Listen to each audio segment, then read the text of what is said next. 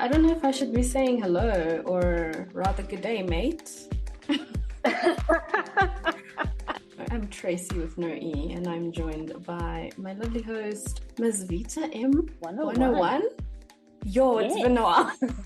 It's literally, I was like, yes, it's 101. What's up? Are you still using the app called Twitter, now known as X, Less and less. right? Yeah. There's something about it now. Yeah, I don't know. Is it that South Africans mess up everything? I don't know. What can we say? Sorry, I refuse to give Elon that power. No, he can't be allowed to say South Africans mess up everything. Sorry. He is technically an American citizen according to his immigration status. So you've rejected him. I'm just saying, according to his immigration status, which we will learn is very important, he is an American citizen and therefore shall be treated as such. Okay, so it's Americans messing up everything. 100%. That statement fits very well with my soul. Okay, Yeah. fine. We'll leave it at that. And welcome back to Foreign Blend, the podcast where you arrive by boat and thereafter are detained indefinitely in the Australian desert as you wait to get a protection visa. Okay, guys. So, and if you haven't guessed, we're going down under.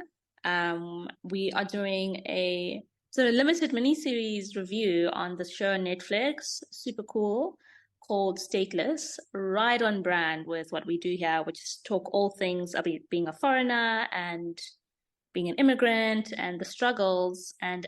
But we thought, you know what? Let's get on a boat.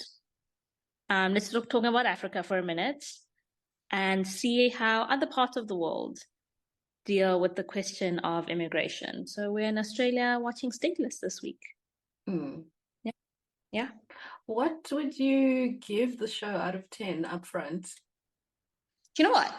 Acting was really good. I think the acting was good. The scene was set up well. Maybe like a solid Rotten Tomatoes 8 out of 10. I think I'd also give it an 8 out of 10. Heads up, spoilers galore. We're going to tell you the whole story. Yeah, we can't talk about this without spoilers. I'm sorry. Yeah, it's not possible. So we're going to spoil it, but it's still a good watch either way. Yeah, I mean, if you want to watch it first, do that and then come back and listen. Yeah. But we're going to ruin there's no surprises by the end of this. Okay. So I think maybe we should, for our listeners' benefit, bit of background in what we're actually talking about in this show, Trace. So the show happens at a detention center in Australia for what they are calling UNCs, which I believe stands for unlawful non-citizens, which I thought was very creative. I was like, ooh, another word for foreigner. Absolutely. They kept saying it and I was like, UNCs? I haven't heard that one before. Yeah, so that was original. And the detention center is basically where they keep people who go to Australia, but they don't have any documentation. So they might not have a passport, or they didn't come in like through an airport. They came in by a boat and they just rocked up on the shore in Australian waters, which is the case for a lot of the people in the detention center. And they're being held there by the Australian version of Home Affairs. It's called Department of Immigration and Multicultural Affairs. So they'll call it DIMA. And they're being held there while their cases are being processed to say, okay, where did you come from? Can we call the country that you originated from and confirm that you are who you say you are, and figure out whether we should send you back and deport you, or if we should give you a protection visa so you can stay in Australia. There might be cases where someone just lost their passport and they just need to get another passport sent, I imagine. But in this case, most people have a bit more of a complicated situation where they're actually fleeing their country, no intention to go back, wanting to start a new life in Australia, but they don't have the documentation. So now they get detained in this detention center. No, pretty much. So maybe just to give like a rundown of the characters that we have. So there's one main character, her name is Sophie, and the story sort of follows her most of the time. It's very strange, and you don't really know why she's in the situation she's in. The opening scene is just of her running through the desert, desperately Honestly. going somewhere, pausing to catch her breath, and then a balloon flying past. And you're like, what the hell is happening What's right now? going on? Where are you Sophie's running to? story What are you is running so from? What's going on? confusing in the beginning. You're honestly like, what's happening here? Yeah, so she's an Australian, white blonde lady. She's an air hostess, and we see her she comes home to Australia for Christmas, and we see her going to dinner with her parents, Yeah. Christmas dinner, and her mom is trying to set her up with some guy in like some sort of arranged marriage, and she's just giving her sister bombastic side eye, like, what's going on? What's going on? But she's just trying to get through the dinner. And it seems as if when I watched it the second time, I noticed that Sophie herself might actually be a first generation immigrant, because I noticed her parents were speaking with a very heavy German accent, whereas her and her sister were speaking with an Australian Speaking in accent. Australian, yes, she is 100%. Like, there's a point where the mom is just like, okay, I'm gonna really insult a lot of people right now, but we just want her home, And I was like, oh, you're like German. I was like, oh yeah, she herself is an immigrant, but she's a German immigrant. She's got her Australian citizenship. She's got everything going for her. But it seems like she has a very tense relationship with her mom, because her mom is like sort of controlling, overbearing, judgmental, and it seems like the choices Sophie makes throughout the show, she's trying to sort of escape that and try to be free. That's probably why she wanted to be an air hostess in the first place. I wonder if the dynamic of like black and white immigrant parents are different, because you described the mom a little bit, and I was like, yeah, not like her mom is a bit extreme, but you can picture the black immigrant mom kind of being like, we fought our way into this country, and you decide to go be an air hostess, and you don't want to give us grandchildren, and.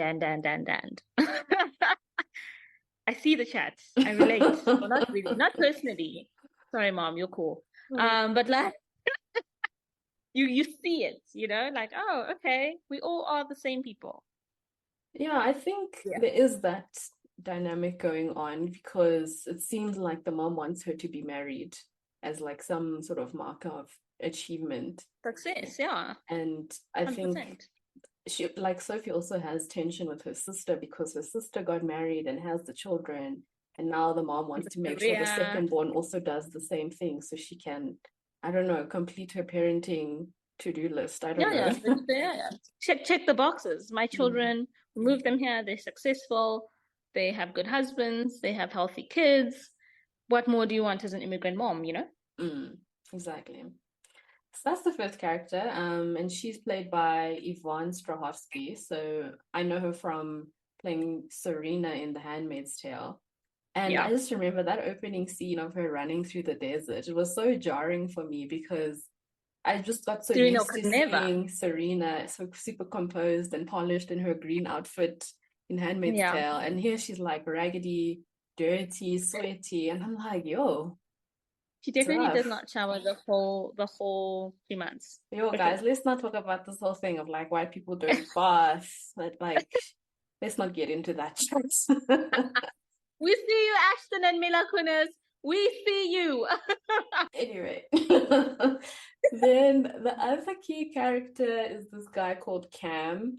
He is a mechanic. The deal with him is like he's not earning very much, and he has 2 kids and his wife to support, and they've recently just had a new baby. So you can see like things are a bit tight at home, and he seems to be the only person working. And in the first scene, we see it's Christmas, as we said, and they're having like drinks outside, and the kids are like running around in the garden with a hose pipe. And then one of his friends rocks up in his uniform from work, and he brings gifts for the kids and even a gift for his wife. And the death stare he gives his friend, because the pride just jumps out of him like, how dare you? Yes, guys. How dare you buy my family things that I can't buy for them? And wild. Would you be offended? Like, like you're financially at a spot where like things don't look great, Mm. And then someone like your friend, a close friend, is like, I understand it, and I'm gonna bring your family gifts. Oh, I've never been in that scenario, so I don't know how I would Hmm. react. I really don't know. Yeah. I also don't know. I like to think I wouldn't be irrational. I'm just like, yeah, I'd obviously I'd like be to think so, cautious. but you never know, hey? You When you, never know when when you're you're in actually it. there, You're yeah. in it. It might look different. You're right. Who knows? So yeah, we learned that later that this friend of his name is Sully, and he works at Corvo, which is the company that basically runs the detention center, because we see him in his work uniform. And I think that's also the point where we see Cam and his sister Janice. And I didn't realize Janice is going to become such a chaotic character from that Neither scene. did I. I was I just was like, like, okay, oh, she's our liberal. Like I pegged her, and I was like, okay, so this is our liberal character in the you show. pegged Like her this is in the that guy. scene. Not in that scene, but like as you went, not in the beginning, but earlier on, you kind of got what Janice was standing, not how far she was gonna go, but you're like, this is the liberal voice of the show. Hey, it was crazy. Anyway, we'll get to that. Then the next set of characters we meet is a Muslim family from Afghanistan. The dad's name Mm-hmm. is Amir, and Oh, he has a wife and two daughters. His younger daughter is called Sadika, and the older daughter is called Mina. And we see them like they seem to be like traveling somewhere. That like Emir is holding a big bag, and they're looking for the Excelsior Hotel. And it seems like Amir is trying to get Mina to speak in English and practice speaking English for some reason. yeah. And then we later learn that they're actually trying to immigrate to Australia from Afghanistan. And I think Yeah. they're somewhere in Indonesia going to stay at this hotel where they're supposed to meet a guy who's going to hook them up with a boat to go to Australia. How far is the boat trip I didn't even want to from look into it because I was just like, here? it's already hectic, just the thought of it. It's Imagine. honestly I think something has to be said about the sheer desperation you must have to put yourself into this, because the boats aren't big, the immigration boats. They're like really flimsy, like, and to put yourself into that situation and think about the journey ahead with like no provisions. You're not scheduled to stop anywhere. It's really survival out there. Yeah, I mean, Terrifying. as soon as they said that was the plan, I was like, yo, this sounds bad. Yeah. No insurance. Yeah, I Just we're mean, going. there's a point where they were even talking about they were looking at a moon chart and trying to figure out when the tide is best to go to Australia. And I'm just like, when that is part of your travel plan, things Uh-huh. are rough. It's looking bad. Like when you go fly in a plane, you don't have to think about what the weather is going to be like. Like the pilot will handle Yeah, that's their business. it. But yeah, it's everyone's business. Yeah, no, that was hectic. The next few main characters are the people that actually work at the detention center. Oh yeah. So there's this lady called Claire, and she's like the head immigration officer who Yeah. works for the Department of Immigration, so like Home Affairs. And yeah, she's just Lovely. like she comes in as like very no nonsense, tough woman, gonna do everything by the book. We later learn she comes from like a policy background, so she's just there to make sure everything is working. She's shocked when she gets there that no paperwork is being done. She has so much files to get through. Yeah. She's power walking everywhere. She's always on her phone, shouting at people. Claire's a worker. Okay. Mm. Just also very stressed her whole life. Claire probably has an underground drinking problem, but we didn't need to discuss that in this show. Yeah, Wasn't but like, important. admittedly, everything was on fire when she got there. Like, there was chaos, like mishap after mishap. Camels on the roof, never forget. People are suicidal in the camp. Uh, there's How just many so much riots? How going on. many protests? Yeah. How Mm. many protests did she have to oversee from inside the camp, outside the camp? Claire had a lot going on, guys. Yeah. A lot. The other person that works there is called Brian, and he's the manager of the detention camp. So they get a private company to like actually manage the detention center. So this company is called Corvo. And yeah, there's a lot of tension between them about what the government department is supposed to do versus what Corvo is supposed to do. Yeah. So like the government department sets the rules and they interview all the people that are in the center to figure out if they should get a visa, but then Corvo is responsible for like where they're going to stay, where they sleep, what activities they do, and just like taking care of detaining the people. Yeah. I don't know. Brian was such an interesting character to me. Not, but for me, it was like he almost was doing the best that he could. Like, there's a lot of villains or villainish people in the story. And Brian, you would think, being the head of the people running the actual detention center would have been like an obvious, like, oh, he's the villain. But he gave me, I'm just trying to do my job. The Oh, whole he time. was very likable, honestly. Yeah, like Brian was very, like, I really am just trying to do my job. And there was a lot of him actually, you'd see glimpses where other people were not showing a lot of empathy to the immigrants, to the UNC, sorry, let's use their terminology. I don't think he lost that. I think he was just like, it's not great working here, but there's still people in some aspects. And some people didn't have that approach. So I liked Brian too. As a fun fact, did you notice that Brian was wearing a moon boot throughout the whole show? I did not. Yeah, he was. Did anyone explain it? No, it was never explained. It was never a thing. He just wore a moon boot Brian, the whole time. you know what? Before shooting, Brian fell on his quad bike, Perhaps. but he did done the auditions. They really liked him for it. They were like, "Can you act in a moon boot?" And Brian says like, "Yeah." And they're like, "We're just not going to talk about it." And the whole production and director were like, "Yeah, yeah." Anyway, so then the thing about this show is like the first episode is full of plot twists. You think it's going to be a show about people who are fleeing their countries, they're stateless, trying to get Yeah. visas in Australia. And then we are like immersed and pushed into this whole story about being in a dancing cult. And it's like, what? That was What's so happening? crazy. What are you doing? And what's this? What are we doing? Reaching the middle of transformation? You have to dance to get to the next level? Wild. Yeah, Wild. so this was crazy. So after this dinner that Sophie goes to with her parents, she goes back into her routine in Australia, and part of her routine is going to the Gopa dancing cult.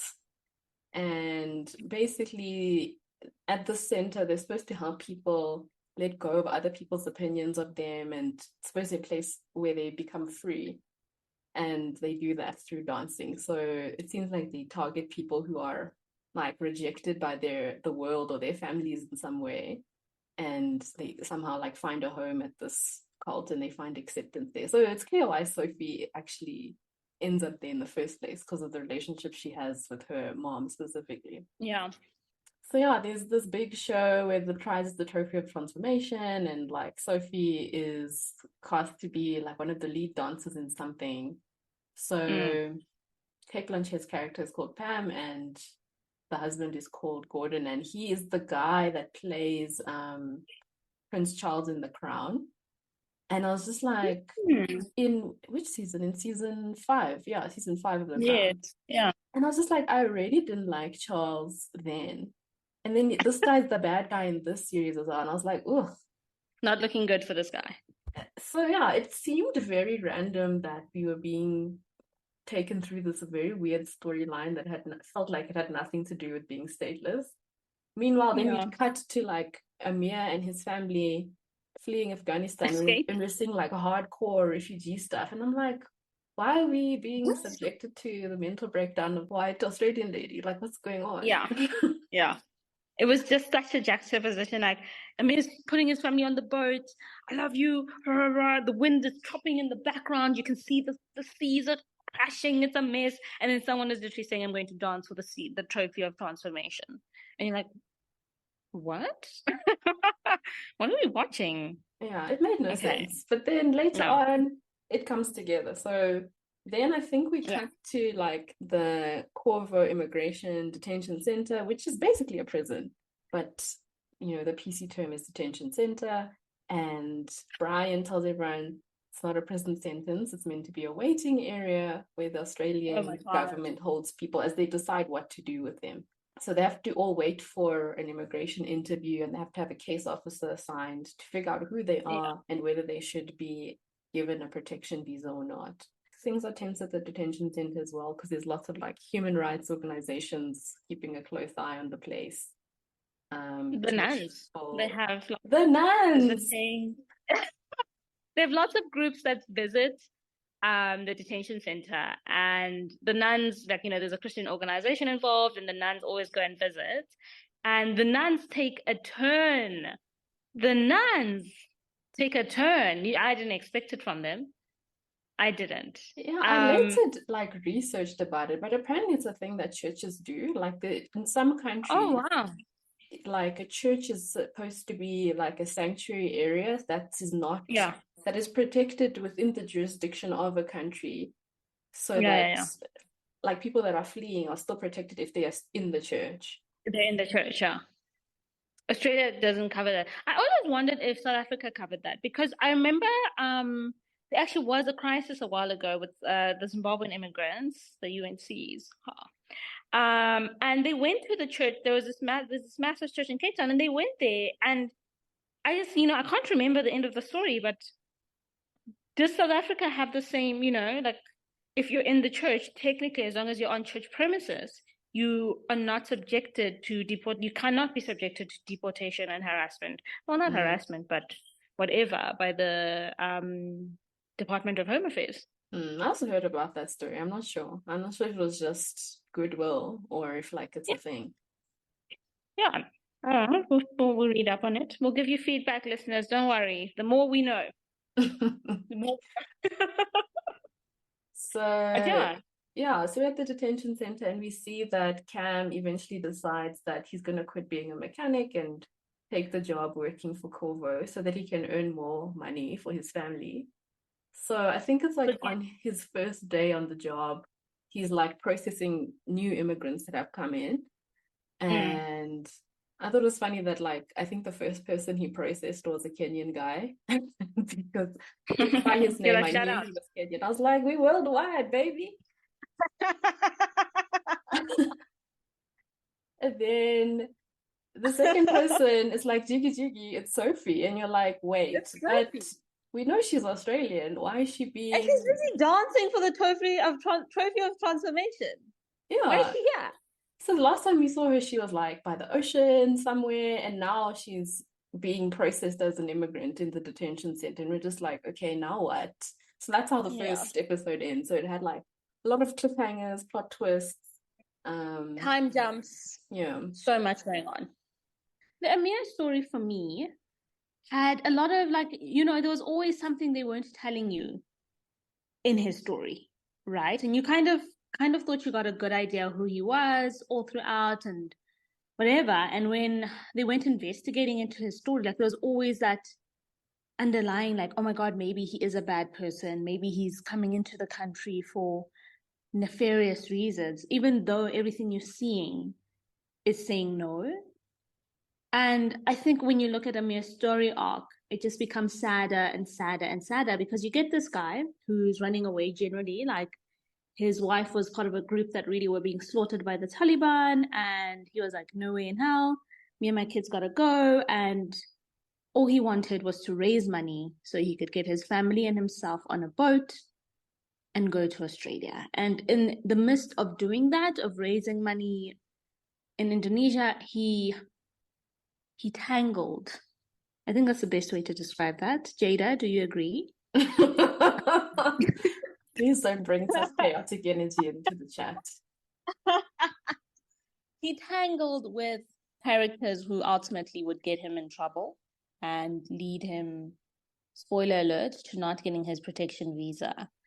But as much as there's that what happened at the hotel, when the hotel guy is shown recording saying he's a people smuggler, it's just very unfair. The unfairness of being an immigrant. Like that's like next to Amir's name, I've literally put unfair. That's how upset I was. His whole story gives me unfair. So while they're doing Amir's interviews, right? So Amir tells them the story that he's a persecuted group. He put his family on a boat. He didn't have enough money, and then he waited until he had enough money. Then he got on the boat. That's what he told the immigration officers. But for some reason, they went really hard on his investigation. Like honestly, SAPS could learn a few things.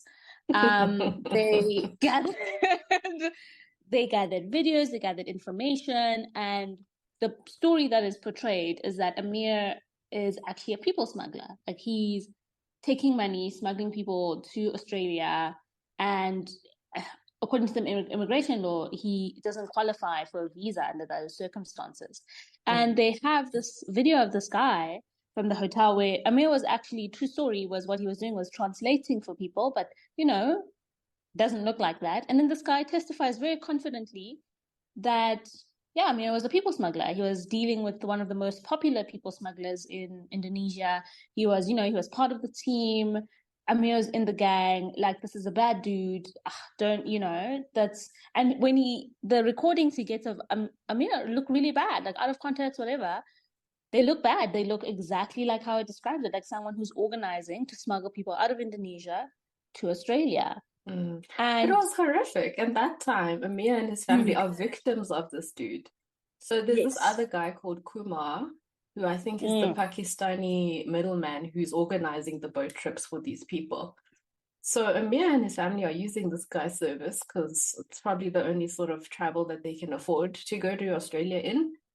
And now because Amir was helping another person to pay for the journey, doing the translation and then also handing over the money to Kumar, in the recording, it seems like now he works for Kumar, when actually he's just trying to help a fellow person get into a boat. And the worst part is so after they pay the money, Kumar says, you have to be ready to leave at a moment's notice.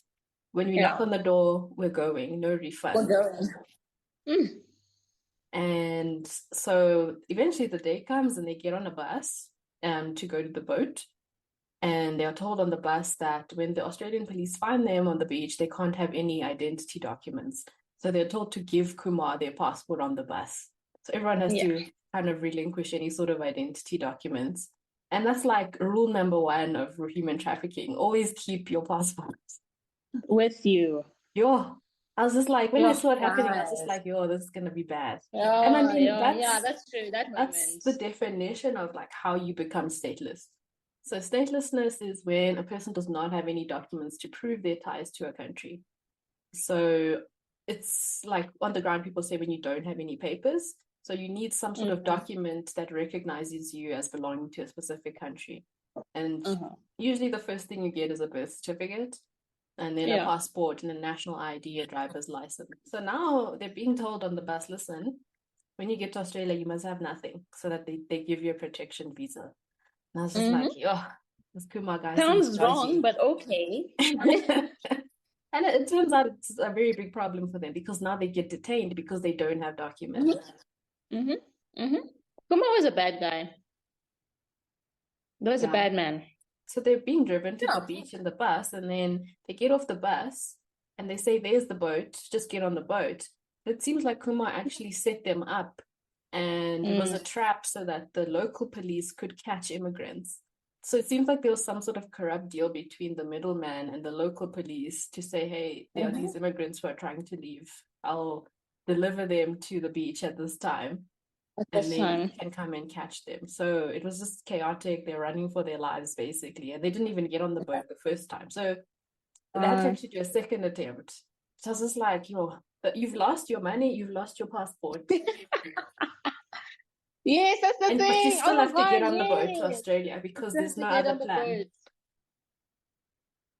Which made like his whole experience in the detention center even worse, because you're just like, us as the viewers, we know what he's been through to get to Australia, and he's still struggling when he gets there to supposedly the promised land. And he's being so good about it, and Amir is so clear to his daughter, like, we are going to do it properly. Like, he just tells her, like, we're going to do it properly, we're going to get our interview. And in our interview, like, he believes in the system of the Australian government. Like, surely I have done nothing wrong. I'm not a bad person. There is no reason why I will not be given a protection visa. Well, that's not But how the case officer sees things nah, when they were he like, gets here we interviewed. go. CIA, They CIA, what's they up? left no stone unturned. And honestly, I was just I did like, not know wow, you this could is go that incredible. hard. Yeah, I did not know you could go that hard as an immigration officer personally. I didn't know you could do that. So, I mean, I understand like the people at immigration have to do their job and actually vet everyone that's coming in. You can't just let anybody into the country. I get that. But yeah, they do a lot to corroborate his story to make sure it makes sense, and even have to do like a character assessment. Is he a good person? So they ask him, why didn't you go with your family? Usually the male in the family goes first and then the family comes after. And I'm like, excuse me, he was kind of tricked. And he had a whole scenario where his money was stolen. Like, us as the viewers, we're just like, there's a reasonable explanation. But from the point of the Australian government, they're like, that's weird. Why did you do that? And they're suspicious about There's some holes in your story, they said. Then they're like, where did you get the money for the boat trips? Why is there this video of you taking money? Do you have proof of all of these things you're telling us? Bro, I'm literally fleeing the country. Where do I have time to create a nice docket of receipts and document my path here? Tell me. It's like when you have to go get something done with the government and they need you to bring 3 months bank statements and proof of it. Like, seriously? I'm going through so much adulting. Now I have to prove that I have a water bill. Like, imagine. So it's a lot. And it even gets to me because there's a part where he says, I'm a father, I'm a school teacher, I'm a man of faith. Why can't you see these things when you look at me? Yeah. Why must you dig for specks of dirt? And like, that line, when he said dig for the specks of dirt, I was like, because no one has a flawless, I feel like most human, especially ones in desperate situations, do not have a flawless background. Probably something dodgy had to be done, but he didn't do anything where, to be honest, it deserved the repercussions because, spoiler alert, at the end, they pick his story apart. He ends up telling them the truth about how he was translating and how they stole his money and how he stole it back. And they just tell him, like, unless you can corroborate your story, tough. Obviously, it looks really bad when the Australian immigration officers are doing their Nancy Drew story here. And all he wants is his family. He, his wife and his 2 daughters. And eventually, they find his one daughter, Mina. And there's this very heartbreaking moment. His wife and his youngest daughter, passed away on the trip. Which they drowned. Yeah, they drowned. And I didn't look up anything official, but the amount of people who drown making the trek, running away is atrocious. Honestly, atrocious. I remember around the same time we had the people in the submarine, there was that immigration boat where almost all the people drowned on it and basically no help was sent. And I don't know, like again, a running theme in this show for me is the dehumanization of immigrants. The minute you are declared a refugee, immigrant, whatever, and especially from certain countries, you become less. Automatically, you're less. You open up to more invasive scrutiny. Your rights, your basic rights don't matter anymore. And it's stuff like that where, honestly, I think the thing is, I think nationalities have become so important. It's almost more important than being a human being. That's what the immigrants are going through. A mere story is what those people getting on the boats, especially the immigrants who are fleeing on boats. That's what they're getting to. They're met with automatically being under suspicion. I'm pretty sure a lot of them are just like, it's fine. We're in a first world country now with fair rules and regulations. And if you're a good person, surely you'll get your interview, you'll get your visa. But what you don't know is you arrive already a criminal. You're being put in prison. You're painted with a brush. And you have to prove that you're basically an angel to get out of there. Yeah. Yeah. But then, like, on the other hand, on the complete other end of the spectrum, you have Sophie, There we who go. Bring is her back. experiencing every kind of white privilege possible as a detainee. And like all sorts of things. Like Sophie, she's been taken care, like she was in hospitals and like people are taking care of her, her sister's looking for her. Yeah. There's a lot of safety nets that Amir and his family just They don't are. have. They don't at all. Like, and how it was quite interesting to see like a white woman, or yeah, I guess that's whatever, in that role. Because most immigration stories, that's not the story at all. Like, you almost seem like white immigrants are given the benefit of the doubt. Yes. Like Sophie is like, when she runs away, she's out clubbing.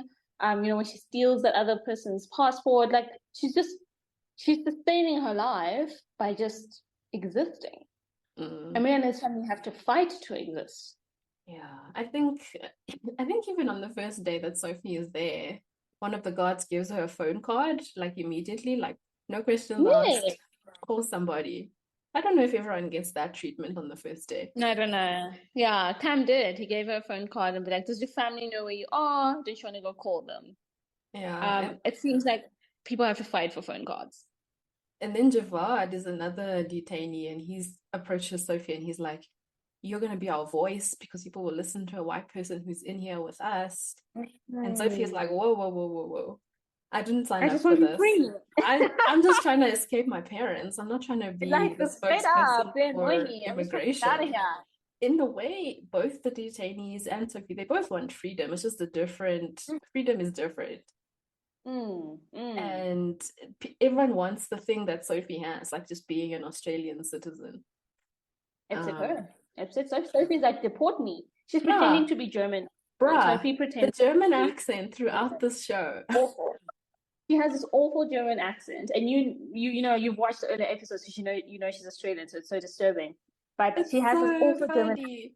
accent. Like She's every just like, second scene of Sophie, deport she's me like, "Will you now? deport me? Will you Can I be deport me?" And deported it's now?" her voice is childlike. Her actions are very childlike. Sophie, there, it's giving helpless. Like I said, it's juxtaposed against these people who are just fighting for their lives, like the Javad that you talk about. Like, he's at some point you even think he's like militant, but all he's doing is his family have sort of gotten protection. I don't know if they've gotten protection visas, and he hasn't. And he's fighting so he can break out and reunite with his kids and his wife. But he's giving hard, tough. Even the girl that Javad plans the thing also gives you hard and tough, and No, they're just versus focused. Javad is just a yeah, focused kid. that's true. They're like focused. They have a goal. They have a mission. Tough. And Sophie's just fragile in there. Like, I mean, to be fair, she is having a mental breakdown. Like, she is. we But can't take they're away from playing you that. She's against that. hallucinating. She's going through it. 100%. No, Sophie's 100% going through it. And there is a sense of people kind of feeling sorry for her. Guards, and to some extent, even the other detainees as well. Just kind of being like, at some point, everyone's just kind of like, what? Sophie's not okay. Yeah, I mean, she's not supposed to be there at all. So it's very dramatic how in the last episode, like 30 minutes before the Human Rights Commission is coming for an inspection, they discover that they get a fax. Also, like the faxes. It's very old school. Anyway, like 30 minutes before the Human Rights Commission comes for an inspection, Claire gets a fax saying, there's actually an Australian in the detention center that's been there for 2 months. What's going on? Yep. What's going on? In real life, the person that Sophie was portraying, the real life story, was in the detention center for 10 months. But yeah, I just thought it was interesting to see how the government starts scrambling as soon as they find out a local is being treated like an immigrant and is being detained. Exactly, not local as a human, because you're supposed to still have, as best as you can, conditions where you're like, okay, she was there for the wrong place, but obviously, but here they know that their system and their facility is shit. Excuse my French. So they were so frightened, like, oh, we've kept an Australian in this. We've kept an Australian in this. Awful. Yeah, and it just felt like, I mean, you're doing all this digging into Amir's case and background story and corroborating, but you haven't done a simple missing person thing for Sophie and see if she's maybe None, Australian. none. If they put the same amount of energy into Sophie's story, they would have found it out quick. Mm. She just They fell through the were cracks. digging, but they were digging. They were getting videos from Afghanistan. I know the international collaboration between international Yeah, police, local police, for like Amir, they got videos from out of Afghanistan. I didn't even know that was a thing. I was like, you found a hotel in Afghanistan, and you were like the hotel lobby dude. I was recording you, and you found the recordings, and then you made him make a statement. But Sophie, no one was like, hey, let's just look through missing persons. Nothing. to like go into further detail about the conditions at the detention center. I remember when like Claire first started at the job, she was blaming Corvo, the people that run the place, for not giving the detainees recreational things to do. Which, so she was saying, like, that's why the Tamils are on the roof causing chaos. And she said, if you give them recreational things to do, they won't be hostile and protesting. And then Brian is like, well, if we give them recreational things to do, like if we put in a swing, they might hang themselves from it and commit suicide. So I was like, whoa. He listed like literally everything. He's like, we tried this, and he's like, we tried drama, but there's cultural differences. We tried this, didn't work for that reason. We tried this, couldn't work for that reason. We tried this, couldn't work for that. We couldn't do arts and cultures because there's shop things involved. And I was just like, wow. Like actually, the whole management, I think. Yeah, working for the government or working for. Yeah. So for me, I saw it as the people that work for the detention center for Corvo versus the people who work for Dimmer. So they're part of like the same, they're on the same side, they're on the Australian side, but there was also a lot of tension between them within like internal tension. So it reminded me of how when like Thabo Bester or the Thabo Bester case was going on and they were interviewing G4S and G4S was pointing at the prison and like no one wants to take responsibility for what's going on. What's going on? But technically, you're both responsible. Yeah. Corvo and the government fucked up. Yeah, and it's unfortunate because like Claire and Brian, they're the people responsible and in charge, and yet they're also blaming each other. Claire's blaming Corvo for not keeping the detainees happy, and then Brian is blaming the government for not processing people's applications fast enough. Like, why are they here for so long? So obviously they're hostile and impatient. Yeah. Like maybe if you did your jobs, like Brian has a deep, intense hatred for the immigration officers because he's always talking about how they don't all stay in town and how they all fly in for their interviews and kind of be like, well, maybe if you stayed on site and didn't have to fly in and out, you could probably get more interviews done and probably get people out of the detention camp quicker. But here we are. We had the guy who said he'd been there for 7 years, the guy who sat with his suitcase. 7 years at the detention center. That's jail. And I feel they purposefully styled his hair to look like Amir's hair. So we would imagine Amir in like 15 years' time, still in the detention center. I thought the similarity was not a coincidence. Yeah, I didn't think of that, but yeah, pretty much. Yeah, it was really disheartening. I don't know, like, what do you do? Do you take the time to process someone's application? Do you send them back to their country so they're not waiting? I also, I never claim as much as, we can hate on systems and whatever, but I think the issue of immigration is not an easy one. I think it's a very difficult policy to deal with. The thing that irritated me about Claire is that at one point she even blamed the immigrants for risking their lives coming to Australia by boat. And I'm like, well, what choice do they have? I mean, they make that reference to Australia's policy that they actually turn the boats back, or they go to other islands and whatever. They actually just, some countries, if the refugees land, you have to take them. And Australia doesn't. That's not their policy anymore. Yeah, I don't think you can hold such a stance because it's like people that have that anti-immigration sentiment, they say, no, people should just stay in their country. They shouldn't come here and burden us. But it's like people are usually fleeing like a burning building wherever they're coming from. So they're trying to escape and have a life somewhere else. Are you telling them they should just sit in a burning building? Die. No, there's no way. No. So they have to go somewhere. You have to go somewhere, and that some place is your place. And unfortunately, I think we also have to remember, like in the not so distant future, we're probably going to have much more immigration because of climate change. There'll be a point where the sea level rises so much, there's so much flooding. Everyone in Durban now has to move to Joburg. Are we going to tell them, no, guys, just stay there and learn to swim? Environmental refugees. We're going to have environmental refugees. And then we're going to sit and ask, so why didn't you just build your house on the hill? Like, why didn't you find a high-lying area? Why, like, how long are we going to victim blame is my question.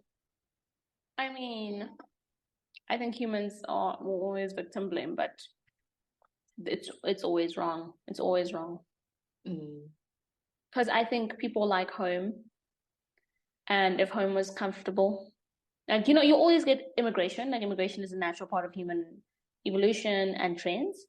But I do also stand that people generally like home. And if you see someone make an effort, and especially a desperate effort, to leave home and language and a culture they understand, things are not looking good. And whatever policy you draw up, again, you can't dehumanize. It's very easy to draw up an immigration policy that makes people objects, but they're not. They are people, they have families, they're trying to bring their families here, their families are also here, and I think saying a boat can't land on your shores, tough one. Yeah, I think the other issue is that, like, the government feels that they can decide what is best for a person. And like the chat about sending the boat back, the people wouldn't have gotten on the boat if they were okay with being sent back. Like, exactly. They want to come here. How can you decide what is safe for them? Because like there was that one detainee who couldn't go back to his country. He told them, my brother will kill me on sight if I go back. Yeah. So at what point can the government decide versus the person who's actually in the situation, And they did decide for him. They sent him back. Horrific. Also, just a terrible scene. Oh, that scene when they carry him out of the camp. Yeah, awful.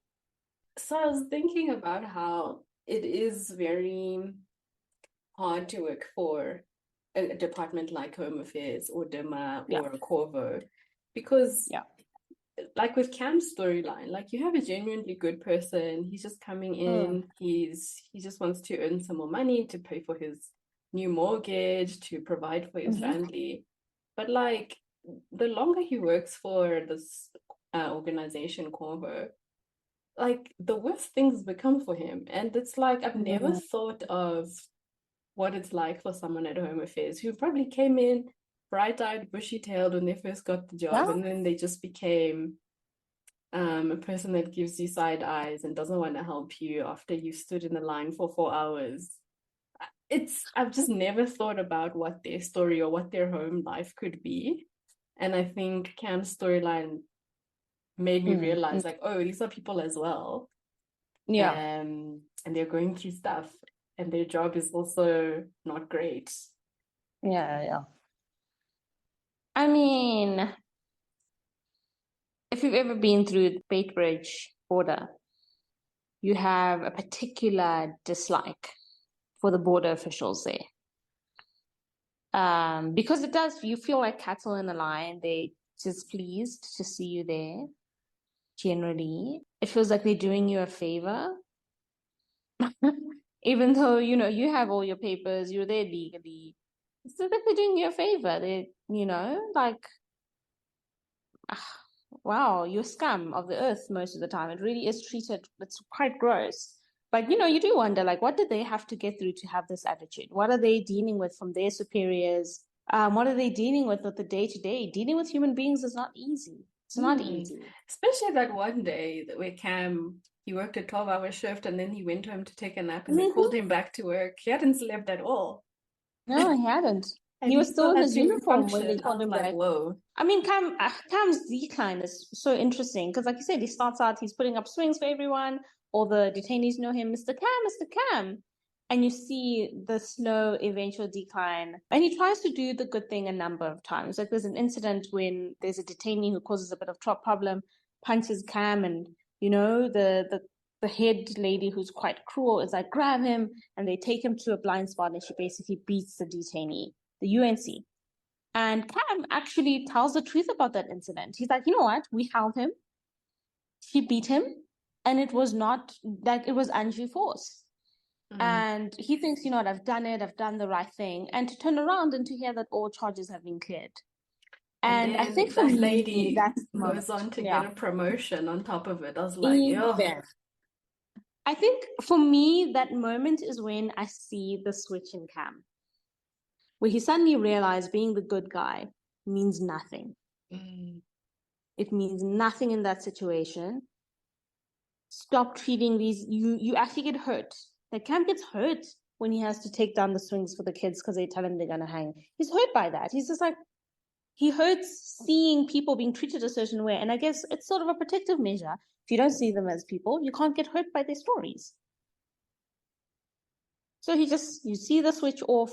That moment when there's a moment he comes home and one of his kids, the kids are wrestling and fighting. And he restrains one of his children the way he would restrain a detainee, knee on the back. And that moment, I was like, yo. The thing is, I think there must have been a lot going on in his mind, and his sister was not helping at all. No, she wasn't supportive of his job from the beginning. Even though clearly this new job is giving his family a better quality of life, his sister was like, I don't care, you're working for a system or an institution which is trampling on people's human rights. These people shouldn't be detained for so long. Like, she wasn't having it at all. And for that me, wasn't Cam's fault. I got what the sister was saying, but in the beginning, it really was just a job. He was like, I need to support my family. This job is available. I'm going to take the job.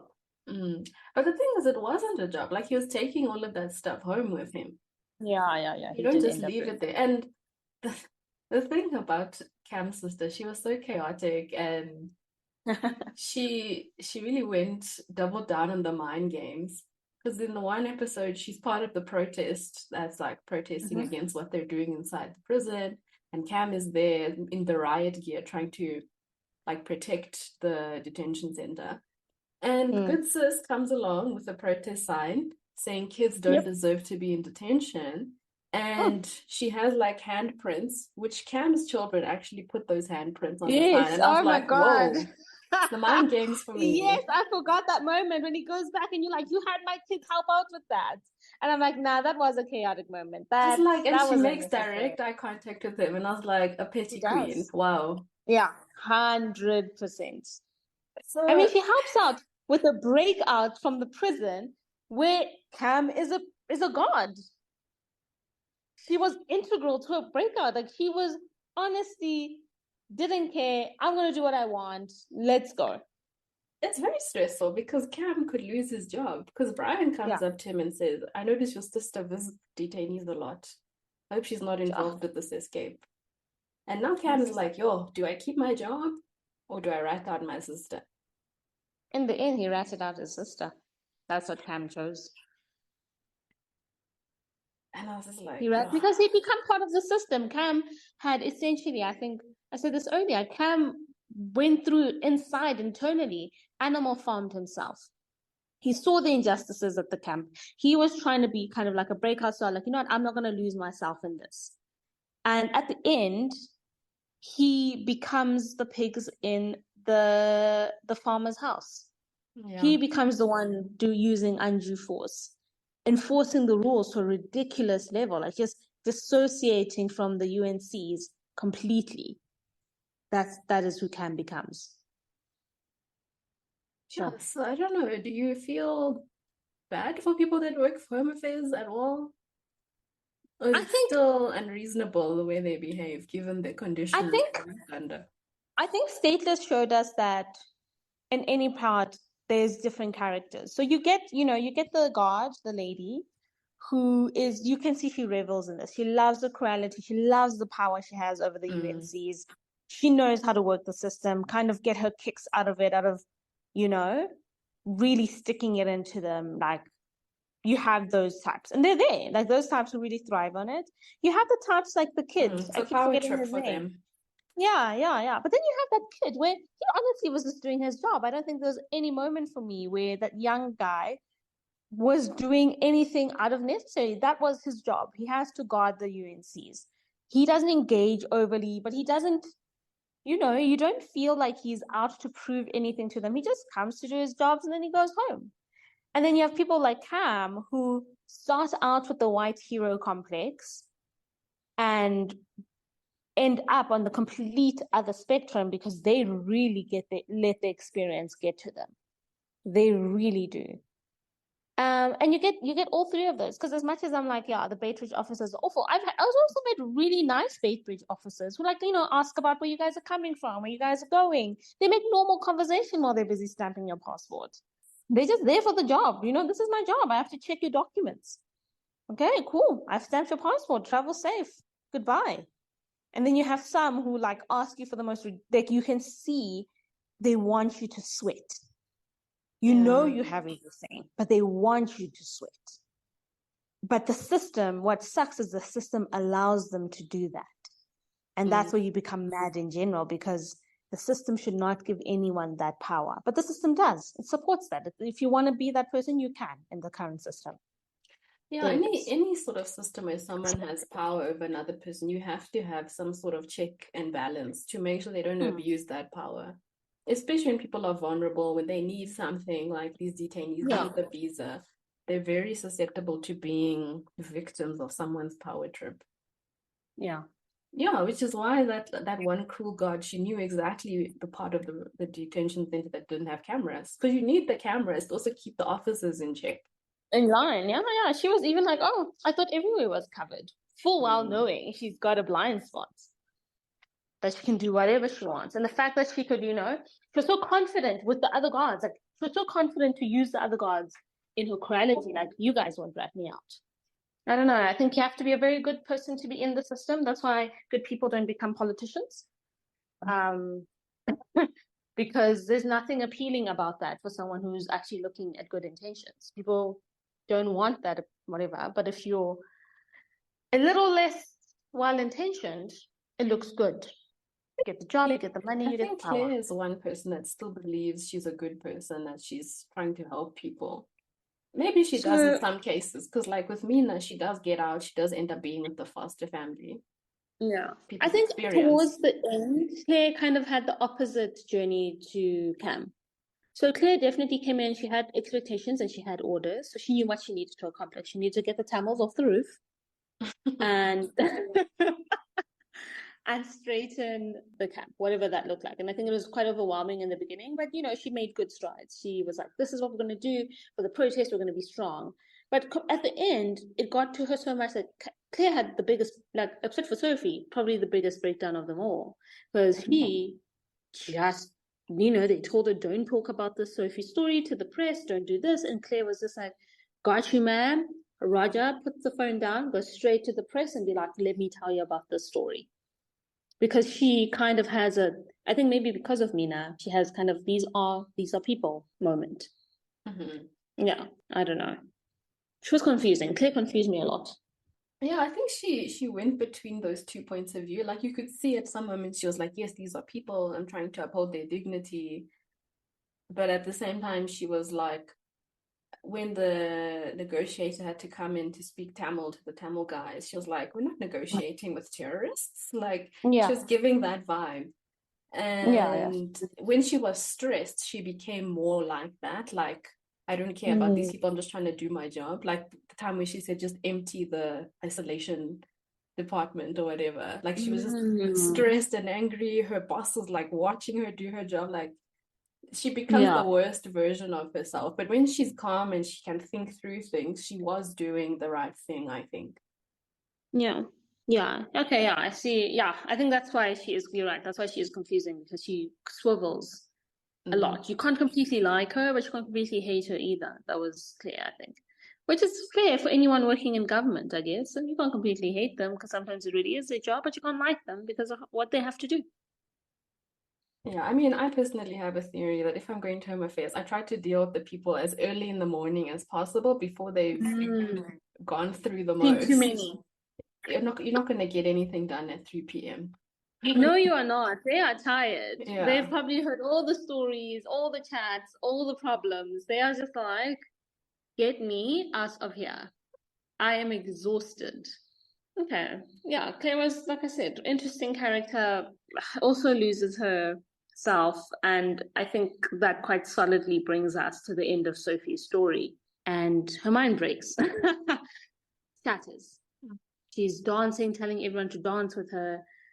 She even gets evaluated by a psychiatrist who just clocks her straight. Like, nope, she needs hospital now. She's having hallucinations in front of me. And this is also that thing where, like, you know, the psychiatrist goes to Claire and is like, this is quite urgent. I think she needs to be removed today. And Claire just like, yeah, but she's got 10,000 things going. So she puts the file down. And Sophie is left in the camp a little longer, completely losing it.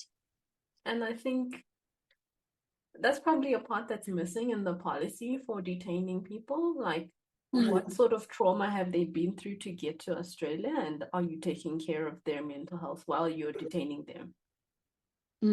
Like, I mean, Mina, she's grieving, and then at some point she's suicidal even. And it's just like, okay, so now who's the responsible? Yeah. Because she can't And that's the thing, she's at the mercy of the Australian government, and yet she's not getting the support she needs. 100%. And when it happened, I was like, if Sophie, this white girl with a German accent, as bad as it was, but, you know, understood to be German, was unable to use her privilege to access healthcare services in that setting, what are the immigrants doing? There's no hope there. Yeah. But I think it's probably one of the saddest shows I've watched because just the way it ends is sad. I don't know. I feel it's mixed for me. I mean, in the end, Cam quits his job as a guard at Corvo. Can't take it anymore. Which is probably best for his mental health. But hopefully his sister now supports him. Hopefully. Even though she went to jail. But anyway. My brother sent me to jail, but that's fine. Didn't even bail me out. So anyway, Cam quits his job. I don't know if that's sad or a happy ending. I think that was the right thing to do. It's bittersweet. It's the right thing to do, but he walks out a broken man. That's just my gripe. They really broke Cam's character down.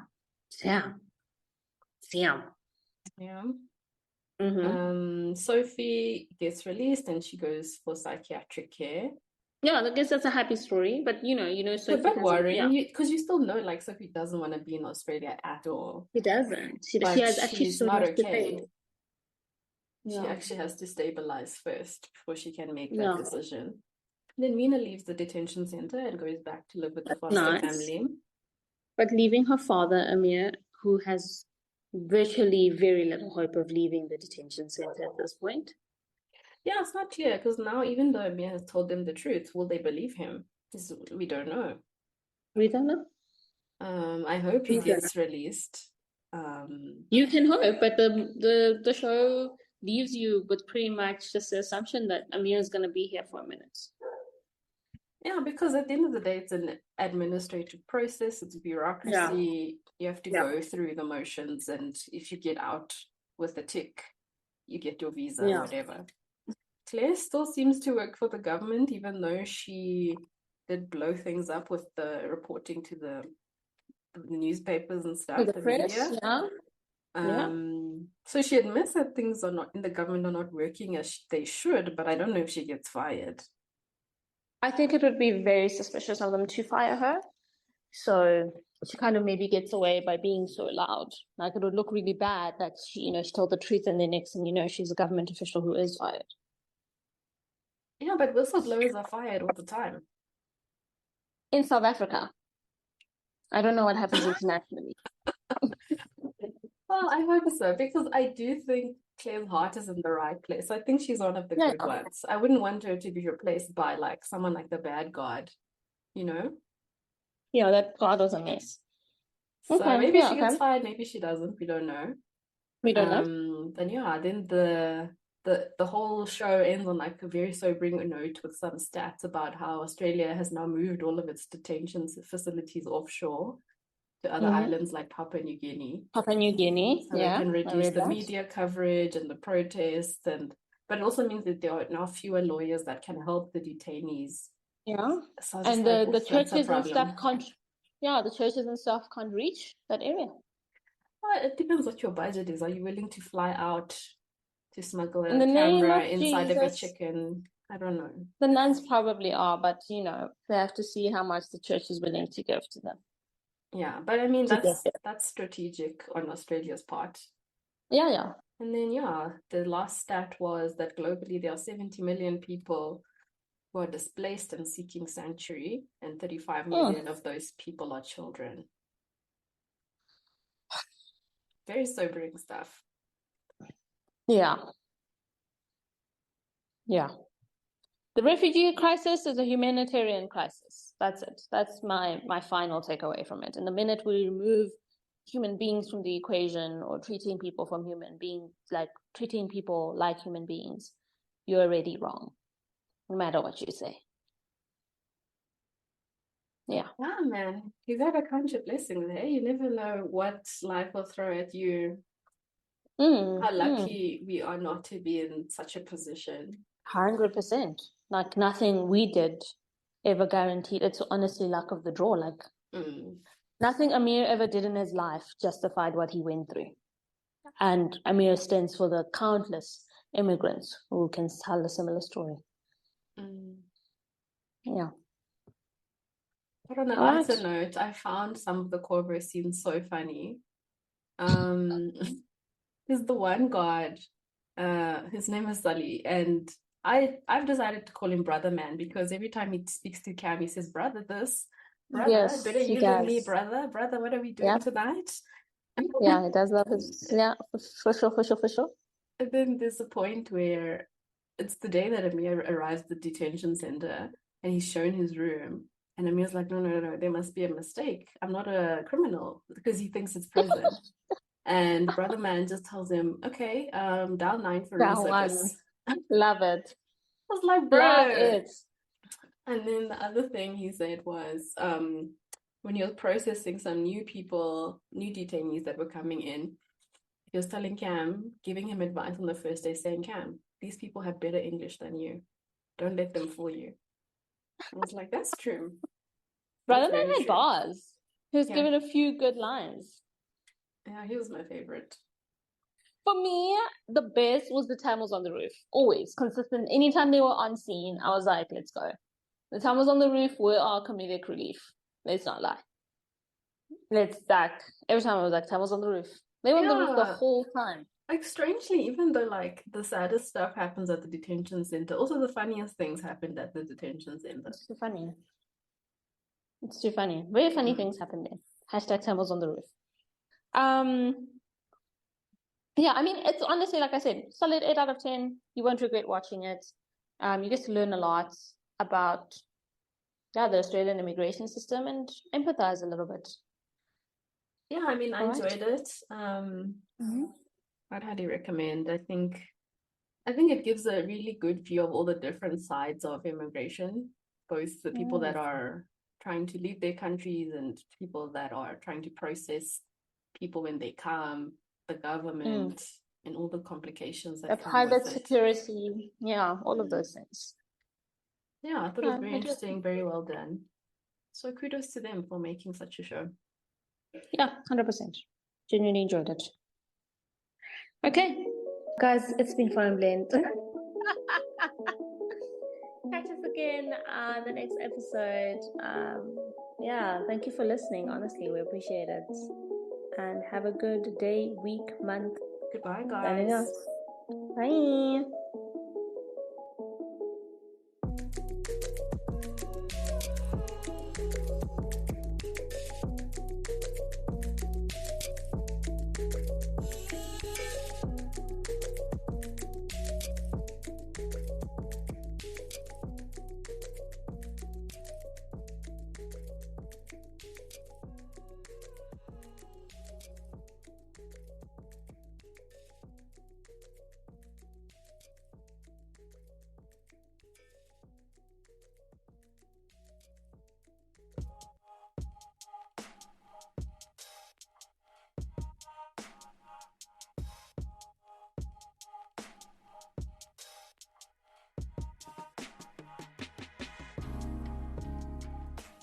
Thank you for listening to this week's episode of Foreign Blend.